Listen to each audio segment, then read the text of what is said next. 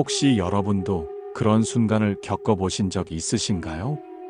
아무리 애써도 삶이 풀리지 않고 희망의 빛이 닿지 않을 것만 같은 그런 날들 말입니다. 어두운 터널 속에서 길을 잃은 듯한 외로움과 고통 속에서 우리는 종종 스스로에게 묻습니다. 어디로 가야 할까? 어떻게 해야 이 아픔을 이겨낼 수 있을까? 오늘은 그 고요한 질문 속에 깃든 마음을 부처님의 자비로운 가르침으로 어루만져 보려 합니다. 부디 이 말씀이 여러분 마음속에 작은 등불이 되어 고요한 평화로 이어지는 길을 밝혀주기를 기원합니다. 삶이 힘들고 어둠 속에서 길을 잃은 순간, 삶은 언제나 평탄하지만은 않습니다. 어느 날은 햇살이 비추고 또 다른 날은 비바람이 몰아치듯 우리의 마음 또한 크고 작은 감정의 풍랑에 흔들립니다. 그럴 때마다 우리는 왜 나에게 이런 일이 생기는가라는 질문을 되냅니다. 그러나 부처님께서는 고요히 말씀하십니다. 고통은 강물이 흐르듯 우리 곁을 지나간다. 우리가 그 강물을 붙잡고 몸을 던지려 할 때 고통은 우리를 휩쓸고 간다. 그러나 그저 바라보며 강물이 흐르게 두면 그것은 곧 지나간다. 이 말씀은 우리에게 단순한 위로가 아니라 삶을 바라보는 새로운 눈을 열어줍니다. 삶의 고통은 사라지지 않지만 고통을 대하는 우리의 태도는 변화할 수 있습니다. 그리고 바로 그 변화가 고통을 평화로 이끄는 첫걸음이 됩니다. 첫 번째 변화, 고통을 바라보는 시선을 바꾸는 것. 고통은 누구의 삶에나 찾아옵니다. 때로는 인간관계에서, 때로는 경제적인 어려움에서, 그리고 설명할 수 없는 불안과 공허함 속에서 우리의 마음을 무겁게 합니다. 하지만 그 고통을 어떻게 바라보느냐에 따라 그 경험은 괴로움이 될 수도 있고 자비로운 통찰이 될 수도 있습니다. 부처님께서는 분명히 말씀하셨습니다. 모든 것은 내 마음에서 시작된다. 내 마음이 평온하면 세상도 평온하다. 외부에서 오는 자극이나 말, 상황이 우리 마음을 아프게 하는 것처럼 보이지만 그 고통의 뿌리는 우리 마음 안에 자리 잡고 있습니다.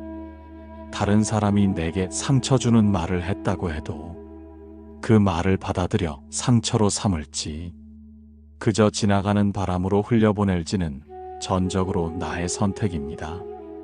예를 들어 직장에서 상사가 무심한 말로 나를 비난했다고 상상해 보세요.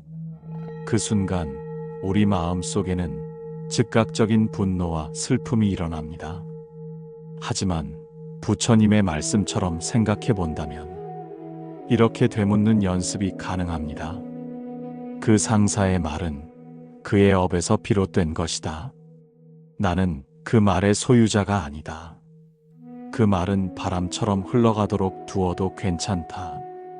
이처럼 마음의 태도 하나만 바뀌어도 그 상황은 우리를 더 이상 상처로 끌고 가지 않습니다.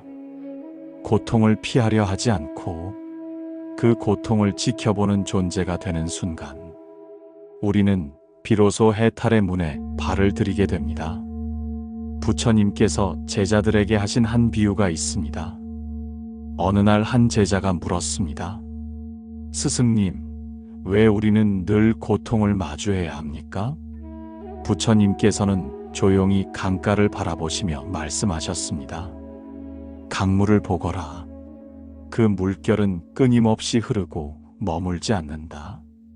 우리가 그 물에 몸을 던지면 휘말리지만 물가에 앉아 지켜보면 그 물은 곧 지나간다.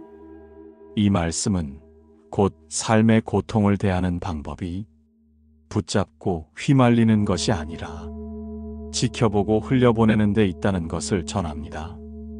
우리도 매일의 삶에서 이 연습을 할 수 있습니다. 화를 내고 싶은 순간, 마음이 아플 때, 그 감정을 붙잡지 않고 지금 이 감정이 일어났구나 하고 조용히 알아차리기만 해도 고통은 우리를 지배하지 못합니다. 혹시 여러분은 지금 어떤 고통 속에 머물고 계신가요? 가족과의 갈등, 삶의 피로, 미래에 대한 불안. 그 모든 고통의 씨앗은 지금 이 순간 마음속에서 자라나고 있습니다. 그러나 한 걸음 물러서서 그 마음을 바라본다면 우리는 이미 첫 번째 자비의 실천을 시작한 것입니다. 작은 예를 들어봅시다. 누군가 나에게 서운한 말을 했다고 해보세요. 그 말을 마음속에 담아두고 며칠, 몇 달 동안 괴로워할 수도 있습니다. 하지만 그 순간 다음과 같이 말할 수 있습니다. 그 사람의 말은 그 사람의 마음에서 나온 것일 뿐, 그것이 나의 고통이 될 필요는 없다. 이 문장 하나만으로도 우리는 고통에서 한 걸음 벗어날 수 있습니다. 이것이 바로 자비로운 마음의 시작이며 고통을 고요한 연민으로 변화시키는 지혜입니다. 고통은 멀리 있지 않습니다. 바로 지금 이 순간에도 우리 마음 속에 스치고 있는 생각, 불안, 두려움, 실망, 그 모든 감정 속에 고통은 숨겨져 있습니다. 그러나 고통을 없애려 하지 말고 그저 그것을 있는 그대로 바라보는 연습을 시작해 보세요. 부처님께서 말씀하셨듯 고통은 지나가는 강물이다. 우리는 그 강물을 가두려 하지 말고 흘러가게 두어야 한다. 바로 이 마음의 태도가 삶을 지혜롭게 살아가는 첫 번째 변화를 이끕니다. 두 번째 변화, 생각을 다스리는 법. 삶이 힘겨울 때 우리는 종종 같은 생각을 되풀이하며 자신을 더 깊은 괴로움 속으로 몰아넣곤 합니다. 왜 나만 이런 일을 겪어야 할까? 내가 뭘 그렇게 잘못했기에 이런 일이 생긴 걸까? 이런 생각의 물결은 잠시도 머물지 않고 계속해서 마음을 두드리며 평온을 앗아갑니다. 부처님께서는 생각을 바람에 비유하셨습니다. 생각은 바람과 같다. 바람을 막으려 하면 더 거세게 불어온다. 그러나 그 바람을 이해하고 흘려보내면 그 바람은 곧 지나간다. 이 말씀은 우리에게 매우 중요한 가르침을 줍니다. 바로 생각을 없애려 하지 말고 그 생각을 조용히 지켜보라는 것입니다. 여러분도 이런 경험이 있지 않으셨나요? 누군가의 말에 상처받고 그 말을 마음속에서 되새기며 밤새 잠을 이루지 못했던 날들 말입니다. 그 생각은 현실이 아니지만 우리의 감정을 진짜처럼 흔들어 놓습니다. 하지만 그 생각이 어디서 온 것인지 바라볼 수 있다면 우리는 점차 그 생각으로부터 자유로워질 수 있습니다. 부처님께서는 이렇게 말씀하셨습니다. 그 생각이 내 머릿속에서 온 것이라면 나는 그 생각을 바꿀 수도 있고 그저 내려놓을 수도 있다. 이 얼마나 자비로운 자각입니까? 우리 마음속 생각은 우리 자신이 만들어낸 것이며 그 생각에 끌려가느냐, 그 생각을 바라보느냐는 우리의 선택에 달려 있습니다.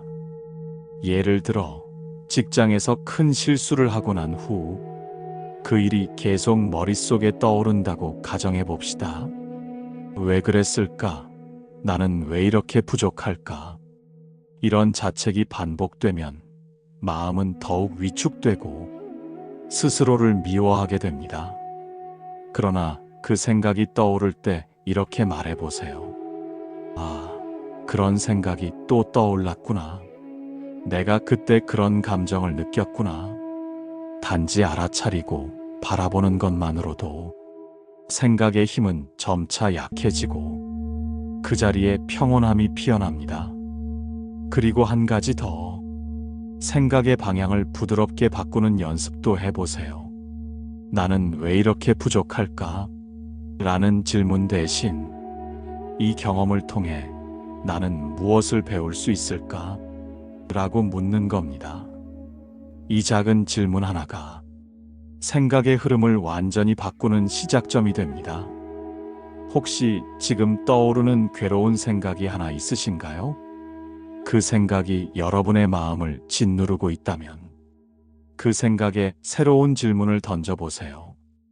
이 생각은 지금 나에게 어떤 의미를 전하고 있을까? 이 경험을 통해 나는 더 자비로워지고 있는가? 이러한 자각의 순간은 생각에 붙잡혀 흔들리던 마음을 조용히 내려놓게 해줍니다. 우리 모두는 생각의 주인이 될 수 있습니다. 그 생각이 우리의 운명을 좌우하도록 두지 않고 그 생각을 자비롭게 바라볼 수 있다면 그곳에서부터 평온은 피어납니다. 세 번째 변화, 삶을 대하는 태도. 이제 우리는 세 번째 변화, 삶을 대하는 태도에 대해 이야기해 보려 합니다.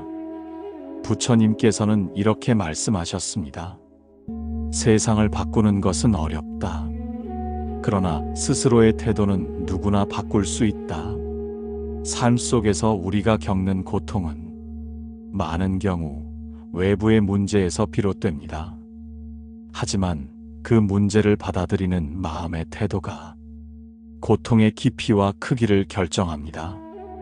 같은 상황에서도 어떤 이는 평온하고 또 어떤 이는 고통 속에서 허덕입니다. 그 차이는 환경이 아니라 그 환경을 바라보는 마음의 차이에서 비롯됩니다. 어느 노승이 강가에 앉아 조용히 명상하고 있었습니다. 바람결과 물소리에 귀를 기울이며 고요한 마음으로 자신을 다스리고 있었지요. 그런데 강 건너편에서 아이들이 장난을 치며 물을 튀기고 소리를 지르기 시작했습니다. 명상은 방해받았고 노승의 마음에도 분노가 일기 시작했습니다. 그러나 그는 곧 스스로에게 속삭였습니다. 이 소리는 강물과 같다. 나는 강물에 화내지 않듯 이 소음에도 흔들리지 않으리라. 이 한마디가 그의 마음을 다시 고요하게 했고 그는 다시 눈을 감고 평화 속에 앉았습니다. 이처럼 태도는 외부의 소음을 잠재울 수는 없지만 그 소음이 내 마음에 닿는 방식을 바꿀 수 있습니다. 혹시 지금 여러분 삶에도 받아들이기 어려운 상황이 있으신가요? 가족과의 갈등, 이해되지 않는 누군가의 말, 혹은 계속해서 반복되는 일상의 피로감. 그 모든 상황 앞에서 우리는 다음과 같이 자문할 수 있습니다. 이 상황에서 나는 무엇을 배울 수 있을까? 내가 바꿀 수 있는 것은 무엇이며 그냥 흘려보내야 할 것은 무엇일까?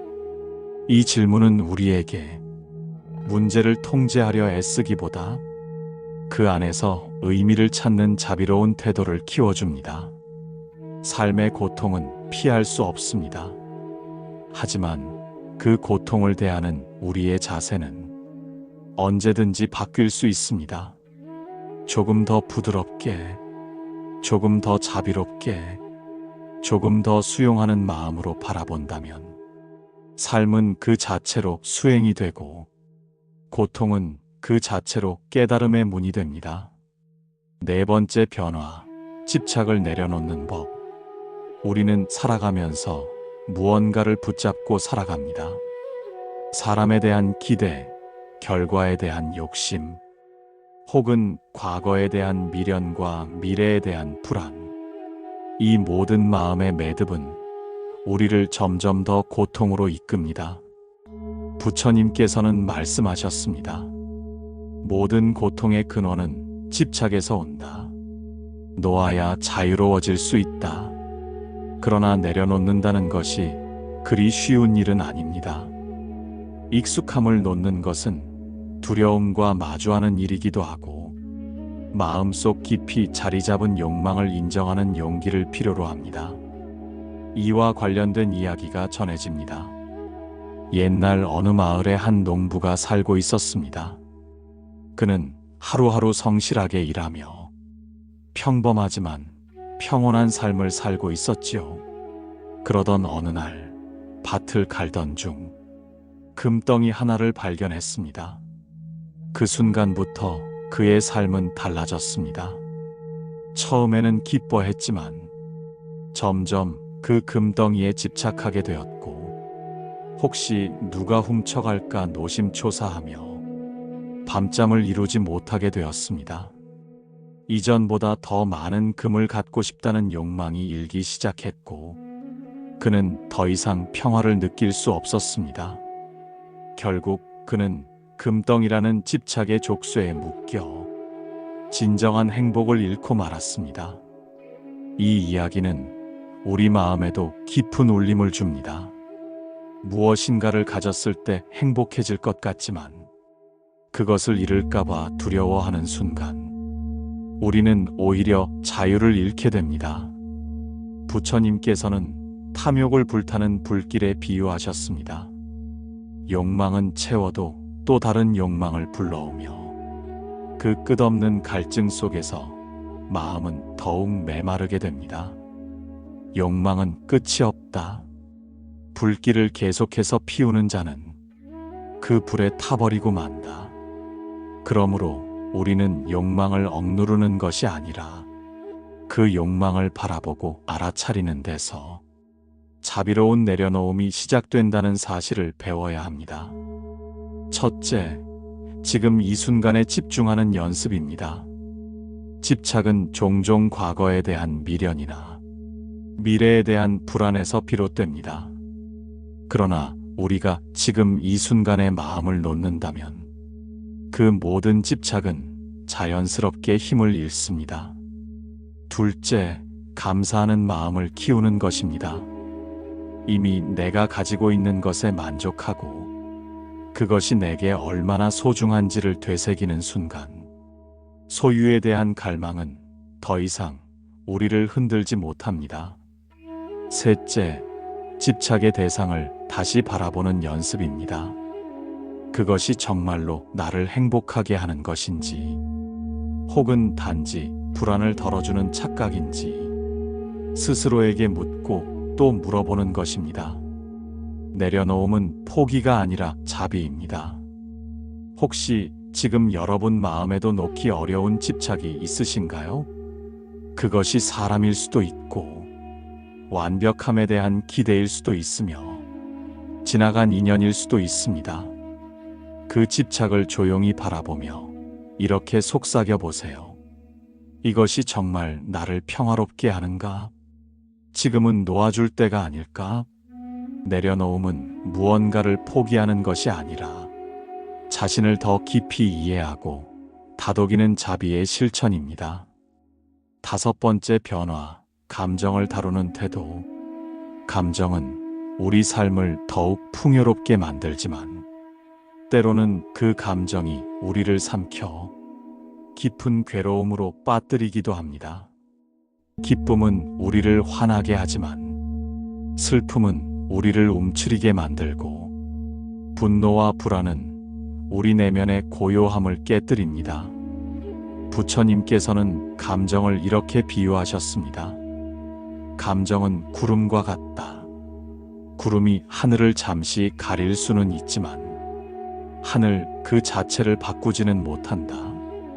감정은 스쳐 지나가는 존재일 뿐 우리의 본래 마음은 늘 맑은 하늘처럼 고요합니다. 어느 날 한 남자가 부처님께 와서 거친 말과 욕설을 퍼부었습니다. 제자들은 놀라며 그를 말리려 했지만 부처님께서는 고요하게 미소 지으며 이렇게 말씀하셨습니다.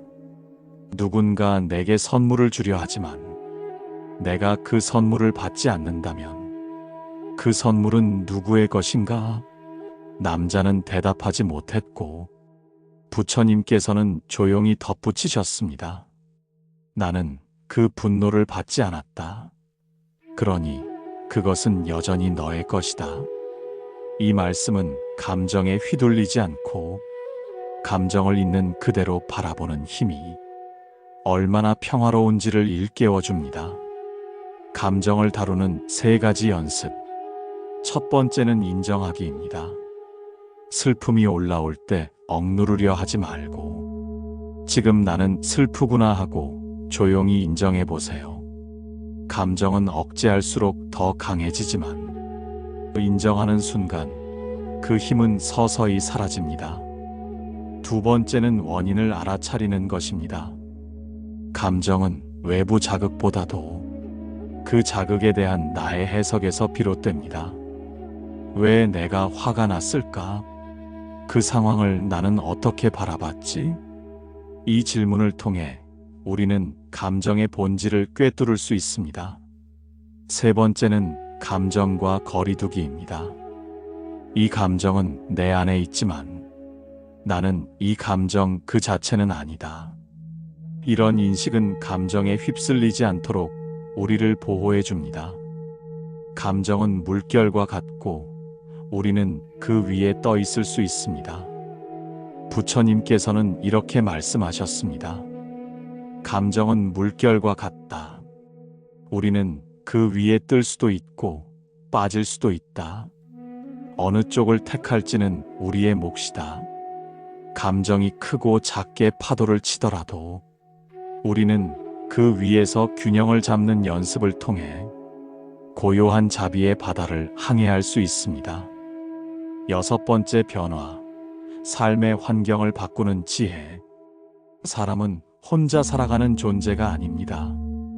우리는 언제나 관계와 공간, 시간이라는 큰 그물망 안에서 살아가며 그 속의 모든 요소가 우리 마음에 크고 작은 영향을 끼칩니다. 부처님께서는 환경의 중요성을 여러 차례 강조하셨습니다. 연꽃은 진흙 속에서도 피어나지만 맑은 물에서는 더 향기롭고 아름답게 자란다. 이 말씀은 단지 식물의 이야기가 아니라 우리 마음이 피어나는 환경에 대한 깊은 자각을 뜻합니다. 한 제자가 부처님께 하소연했습니다. 스승님, 저는 이웃과의 갈등으로 괴롭습니다. 그들을 이해하려 노력하지만 늘 부정적인 에너지에 휩싸입니다. 부처님께서는 조용히 말씀하셨습니다. 내가 연못에 물고기를 키우고 있다 생각해 보아라. 그 연못의 물이 탁하고 더럽다면 그 물고기들이 건강하게 자랄 수 있겠느냐? 제자가 말했습니다. 아닙니다. 병들고 시들 것입니다. 부처님께서는 고요히 답하셨습니다. 그렇다. 내가 살아가는 환경은 너라는 연못이다. 그 연못을 맑게 해야 내 마음이 건강해질 수 있다. 이 말씀은 우리에게 중요한 지혜를 전합니다. 삶의 외적인 조건도 자비롭게 정화되어야 내면의 평화가 제대로 피어난다는 것입니다. 환경을 정화하는 3가지 실천. 첫째는 물리적 정리입니다. 정돈되지 않은 공간은 생각과 감정을 흐리게 하고 지속적인 피로감을 안겨줍니다. 작은 정리, 청소, 버리기. 이런 행동 하나하나가 마음을 가볍게 만들어줍니다. 둘째는 관계의 정화입니다. 부정적인 말, 험담, 비난이 반복되는 관계 속에서는 마음이 쉽게 병들 수 있습니다. 부처님께서는 말씀하셨습니다. 선한 벗은 어둠 속의 등불과 같다. 그 등불은 길을 비추고 마음을 밝혀준다. 우리가 가까이 하는 사람, 함께 대화하는 이들이 평화로운 기운을 전해주는 사람이라면 그 자체가 우리의 환경을 맑게 하는 수행이 됩니다. 셋째는 자연과 가까워지기입니다. 자연은 꾸미지 않고 판단하지 않으며 그저 있는 그대로 존재함으로써 우리를 본래의 고요함으로 인도합니다. 숲속을 걷고 바람을 느끼고 하늘을 바라보며 잠시 멈추는 시간. 이 모든 순간이 내면의 정화이며 자비의 실천입니다. 7번째 변화, 내면의 마음가짐. 마지막 변화는 모든 변화의 바탕이자 중심인 내면의 마음가짐에 관한 이야기입니다. 부처님께서는 말씀하셨습니다. 모든 것은 마음에서 비롯되고 마음에서 이루어진다. 우리가 겪는 고통의 많은 부분은 외부의 일이 아니라 그 일을 해석하고 받아들이는 마음의 렌즈에서 시작됩니다. 어느 날 한 제자가 부처님께 하소연했습니다. 스승님, 저는 선하게 살려고 애쓰고 있지만 왜 저에겐 이렇게 시련이 많습니까? 부처님께서는 조용히 물으셨습니다. 너는 지금 무거운 짐을 지고 있구나. 그 짐이 무겁다고 느끼면서도 그것을 내려놓을 생각은 하지 않는구나. 제자는 말문이 막혔습니다.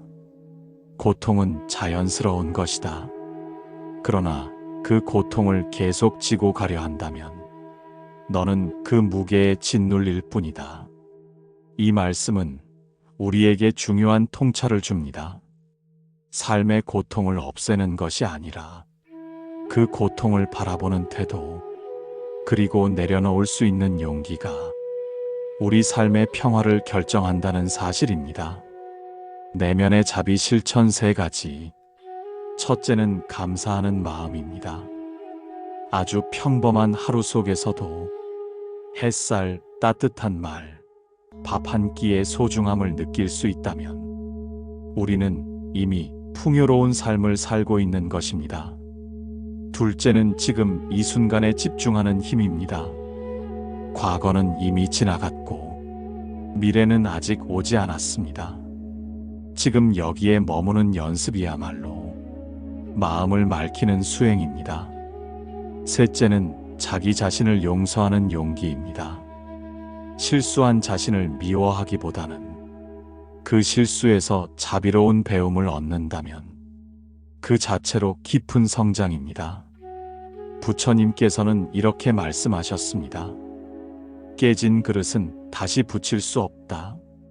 그러나 그 조각은 새로운 그릇의 밑바탕이 될 수 있다. 우리는 불완전한 존재입니다.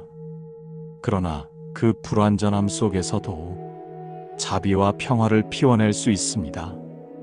우리는 불완전한 존재입니다. 그러나 그 불완전함 속에서도 자비와 평화를 피워낼 수 있습니다. 지금 이 순간 여러분의 마음에도 혹시 내려놓지 못한 짐이 있다면 이제는 그 짐을 조용히 바라보며 말해보세요. 그래, 그동안 고생 많았어. 이제는 내가 너를 놓아줄게. 그 따뜻한 다짐 하나가 자신을 안아주는 자비의 시작입니다. 오늘 이 시간이 여러분 마음속에 작은 연꽃 씨앗 하나를 심는 계기가 되길, 그 씨앗이 자비와 평화의 향기로 피어나길 진심으로 기원합니다. 함께 해주셔서 감사합니다. 오늘도 평안한 하루 되시길 바라며 여러분의 마음속에 고요한 바람이 늘 함께하길 기도드립니다. 혹시 오늘의 이 말씀이 여러분 마음에 작은 위로가 되었다면 부디 구독과 좋아요로 따뜻한 마음을 함께 나누어 주세요.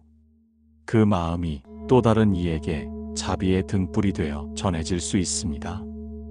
그리고 여러분의 생각과 느낌, 마음에 남은 문장을 댓글로 나눠주시면 저희에게도 큰 배움과 기쁨이 됩니다. 당신의 소중한 이야기를 기다리고 있겠습니다. 오늘도 자비로운 하루 되시기를 진심으로 기원합니다.